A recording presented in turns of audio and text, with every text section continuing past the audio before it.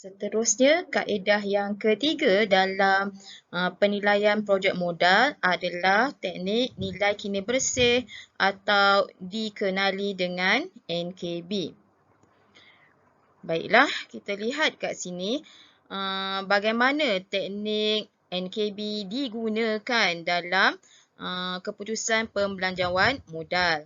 Untuk NKB, okey, first kita perlu mendiskaunkan jangkaan aliran tunai pada masa depan kepada nilai kini aliran tunai pada kadar diskaun tertentu. Teknik ini adalah di mana kita perlu membandingkan di antara nilai kini aliran tunai masuk dengan nilai kini aliran tunai keluar. So, bahasa ringkasnya ataupun dengan lebih mudahnya, kita katakan NKB ini merupakan perbezaan di antara di antara apa? Di antara nilai kini aliran tunai masuk dengan nilai kini aliran tunai keluar. Okey, bagaimana kita nak buat keputusan pemilihan projek, sama ada projek itu kita perlu terima ataupun tolak under teknik nilai kini bersih. Pihak pengurusan syarikat ataupun syarikat tadi boleh menerima sesuatu projek pelaburan apabila nilai kini bersih yang kita kira, yang kita perolehi tadi adalah bernilai positif. Bila bernilai positif menunjukkan nilai kini aliran tunai masuk tadi melebihi daripada nilai kini aliran tunai keluar. So, projek ini bolehlah diterima sebab kalau ikut logik, bila nilai kini aliran tunai masuk melebihi daripada nilai kini aliran tunai keluar, membawa erti projek tersebut mendatangkan keuntungan kepada syarikat tersebut. Manakala jika nilai kini bersih yang kita perolehi tadi adalah negatif, menunjukkan nilai kini aliran tunai masuk kurang daripada nilai kini aliran tunai keluar dan projek pelaburan harus ditolak.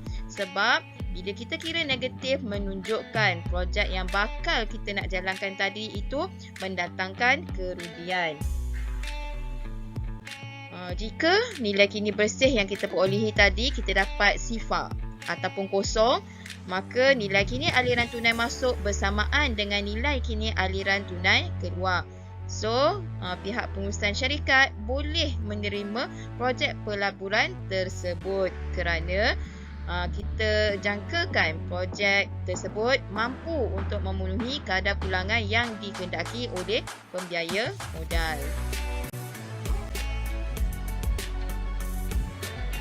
Untuk mengira teknik nilai kini bersih, formula bagi aliran tunai seragam adalah di mana NKB sama dengan PMT. PMT stand for payment, iaitu aliran tunai yang seragam. Darabkan dengan PVIFA, iaitu Present Value Interest Factor Annuity. A adalah stand for annuity. Kenapa annuity? Sebab kita punya aliran tunai tadi itu adalah seragam. Manakala I adalah interest ataupun kadar diskaun, N adalah number of period iaitu jangka masa projek dan tolakkan dengan I adalah pelaburan awal projek tersebut. Baiklah, kita tengok kepada contoh pengiraan. Masih lagi menggunakan contoh yang sama iaitu syarikat Aura Jewels tadi yang sedang mempertimbangkan dua projek baru iaitu projek Diamond dan projek Aqua Marine. Syarikat Aura Jewels juga telah menetapkan kadar pulangan yang dikehendaki untuk kedua-dua projek adalah 10% dengan pelaburan awal bagi kedua-dua projek adalah RM30,000. So, soalan dia suruh kita tentukan projek mana yang harus dipilih berdasarkan nilai kini bersih iaitu NKB. So, aliran tunai adalah seperti berikutlah. So, kita boleh lihat untuk projek Diamond tahun 1 hingga tahun ke-5 nilai bagi aliran tunai masuk tadi adalah seragam. Seragam tu maksudnya nilainya sama setiap tahun iaitu RM9,000 setiap tahun selama 5 tahun. Manakala projek Aquamarine pula, aliran tunai dia tak seragam. Jadi kalau kita lihat kat sini, aliran tunai pada tahun pertama adalah RM15,000, tahun kedua adalah RM14,000, tahun ketiga RM13,000, tahun keempat adalah RM12,000 dan tahun kelima adalah RM11,000. Baiklah, kita lihat cara bagaimana untuk mendapatkan NKB bagi aliran tunai seragam. Okey, kita kira bagi projek Diamond terlebih dahulu, di mana kita masukkan nilai-nilai yang diberikan tadi ke dalam rumus NKB sama dengan PMT darabkan dengan PVIFA IN tolak I. So, masukkan nilai RM9,000 di bawah PMT ni tadi sebab 9,000 ini merupakan aliran tunai yang seragam, iaitu nilai yang sama setiap tahun daripada tahun 1 hingga tahun 2 dijangka akan diperolehi. Darabkan dengan PVIFA. Kenapa A? Sebab aliran tunai dia seragam, sama setiap tahun. Masukkan 10%. 10% adalah kadar pulangan yang ditentukan, telah ditetapkan oleh syarikat itu tadi, dan N 5 sebab apa? Aliran tunai yang seragam ini tadi adalah selama 5 tahun. Tolakkan dengan 30,000. 30,000 ini merupakan adalah pelaburan awal. Okey, kemudian lihat pada jadual PVIFA pada kadar pulangan 10% N5, so kita akan dapat nilai dia 3.7908. Okey, kemudian darabkan PMT 9,000 darabkan dengan nilai PVIFA 3.7908 dan tolakkan dengan 30,000. Okey, kita kira-kira dan tolakkan dengan pelaburan awal, maka kita akan dapat nilai kini bersih sebanyak RM4,117.20. Atau kita boleh juga menggunakan cara dengan mengira menggunakan jadual. Okey, so untuk kaedah NKB, jadual yang perlu kita bina adalah mempunyai 4 kolom, iaitu kolom pertama tahun, kolom kedua aliran tunai, kolom ketiga PVIFA, kolom keempat nilai kini. Okey, so masukkan tahun kosong iaitu pelaburan awal kita tadi 30,000. So nilai yang kita keluarkan sekarang, okey, faktor terdiskaun dia adalah 1. Kita darabkan dengan 30,000, so kita akan dapat negatif 30,000. Kemudian untuk tahun 1 hingga 5, ini nilai 9,000 itu tadi. Okey, kita tengok pada jadual PVIFA 16%. N sama dengan 5, so kita akan dapat 3.7908. So kita darabkan dengan 9,000, so kita akan dapat jumlah nilai kini adalah RM34,117.20. So macam mana cara nak dapat NKB? So sama juga, iaitu RM34,117.20 kita tolakkan dengan pelaburan asal tadi 30,000. So kita dapatlah RM4,117.20. Seterusnya, bagi mengira teknik nilai kini bersih aliran tunai tidak seragam dengan mengambil contoh projek Aquamarine. Okey, cara paling mudah adalah dengan membina jadual sebab nak mengurangkan risiko kesilapan. Okey, baiklah. Okey, kita ada bina jadual. Okey, dengan ada 4 kolom. Kolom pertama tahun, kolom kedua aliran tunai, kolom ketiga PVIF, kolom yang keempat ataupun yang terakhir nilai kini. Okey, masukkanlah tahun pertama ini tadi, nilai yang kita perolehi daripada soalan tadi, iaitu tahun 1 hingga tahun 5. Okey, kemudian salin balik aliran tunai juga kita perolehi daripada soalan tadi, iaitu tahun 1 RM15,000, tahun 2 RM14,000, tahun ketiga RM13,000, tahun keempat RM12,000 dan tahun kelima RM11,000. Okey, kemudian kita tengok tabel PVIF. Okey, yang ini kita ambil PVIF. Kenapa? Sebab aliran tunai dia tidak seragam. Kita lihat kat sini ya. Setiap tahun nilainya tak sama. So kita guna PVIF. Okey, tengok pada nak cari PVIF pada tahun pertama, ambil kadar pulangan 10% N1, so kita akan dapat 0.9091.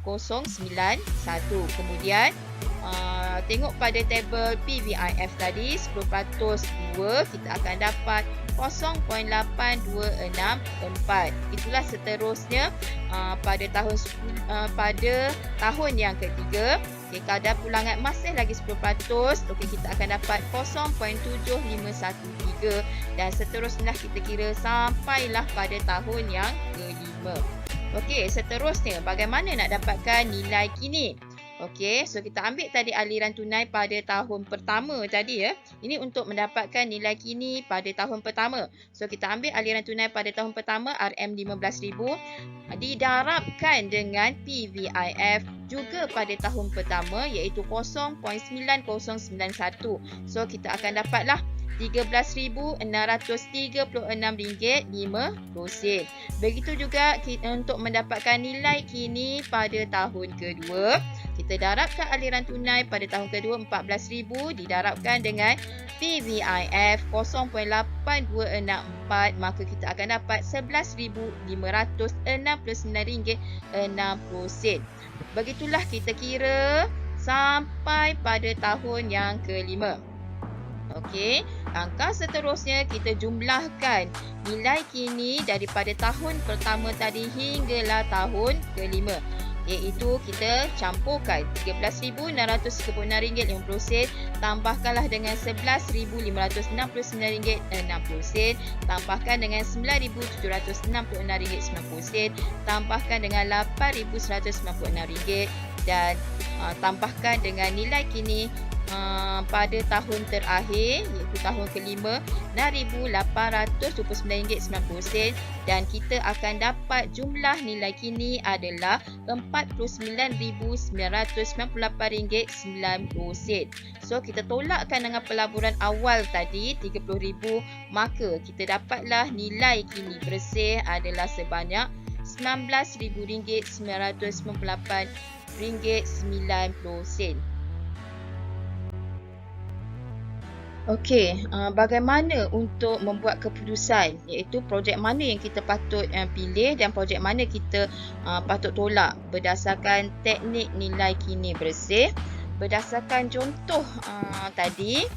So, jadinya syarikat Aura Jewels tadi, okay, jika dia menetapkan projek tersebut ya saling menyingkiri di antara projek Diamond dan projek Aquamarine adalah projek saling menyingkiri. Maksudnya kita akan pilih yang terbaik lah. Okay. So jadinya projek Aquamarine harus dipilih kerana nilai kini bersih projek Aquamarine positif dan lebih tinggi. So kalau kita tengok ya, kita dapat untuk Aquamarine adalah RM19,998.90. Okey, lebih tinggi daripada projek Diamond iaitu RM4,117.20. Tetapi jika pihak syarikat menetapkan projek tersebut adalah projek bebas, so kedua-dua projek Diamond dan projek Aquamarine tadi boleh dipilih. Kenapa boleh dipilih? Sebab kalau kita lihat tadi kedua-dua projek tadi menghasilkan nilai kini bersih yang positif. So bila nilai kini bersih positif, maksudnya tadi kedua-dua projek tadi boleh mendatangkan keuntungan kepada syarikat. Sebab kita tengok kat sini, untuk projek Aquamarine kita dapat positif ya kat sini. Positif maksudnya untunglah nilai kini aliran tunai masuk tu lebih tinggi berbanding aliran tunai keluar tadi. So kita dapat untuk projek Aquamarine RM19,998.90. Manakala projek Diamond turut positif juga iaitu kita dapat RM4,117.20. So masing-masing melebihi daripada kita kata pelaburan awal ataupun nilai kini aliran tunai keluar tadi. So membawa maksud kedua-dua projek ini akan memberikan pulangan ataupun keuntungan kepada syarikat tersebut.